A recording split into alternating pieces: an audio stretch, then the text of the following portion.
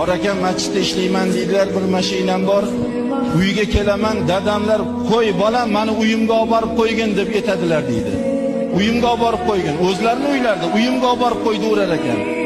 Mashinamga o'tkazamanda ko'chalarni aylantirib olib kelib uyga olib kelaman. Ey bolam baraka top, baribir o'zingning uying yaxshi deb duo qiladilar deydi. Bir sabab bo'lib ishdan bo'shadim, mashinamni sotib yubordim.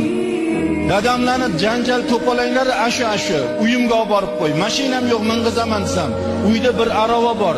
Bir to'shakni solib dadamlarni aravaga o'tkazib, qilib hovlida aravada aylantirib olib kelib, mana uyingizga keldik desam, ey baraka top bolam, o'zingning uying yaxshi deb duo qiladilar deydi. Shu kunlarda masha ahvol o'tirdi. Bir kun duoga qo'l ochib, qo'lingni och bolam dedilar. Menga qilayotgan xizmatlaringdan men roziman, Xudoyam rozi bo'lsin. Iloho orqangdan dunyoni podsholari yursin deb duo qildilar deydilar.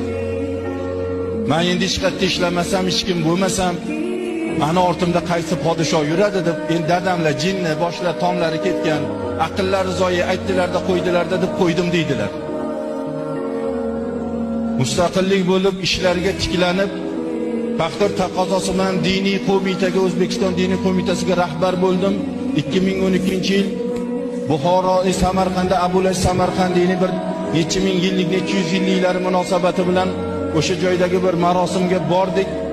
Prezidentimiz o'sha marhum Islom Karimov, butun islom mamlakatlaridan podsholar kelgan. Imom Moturidiyni haligilarga ketyapmiz, maqbaralarga qarab ketyapmiz. Islom Karimov haligi qoraka siz oldinda yuring deb meni oldinga o'tkazib yubordi deydi. Oldinda o'tib ketyapman, orqamda dunyo podsholari kelyapti, yig'layapman. Birtasi kelib, "Ey qoraka, nimaga yig'laysiz? Axir orqangizda dunyo podsholari kelyapti. Yig'lamang, nimaga yig'laysiz?" desam, bir paytlar otam, "Bolam, men sendan roziman. Dunyo podsholari orqangdan yursin deb duo qilsalar, dadam jinnida endi aqllari yo'q, aytib qo'ydilarda deb yuribman. Dadamlarning o'sha duolari ijobat bo'lgan ekan, mana podsholarning oldida yuribman" degan ekanlar.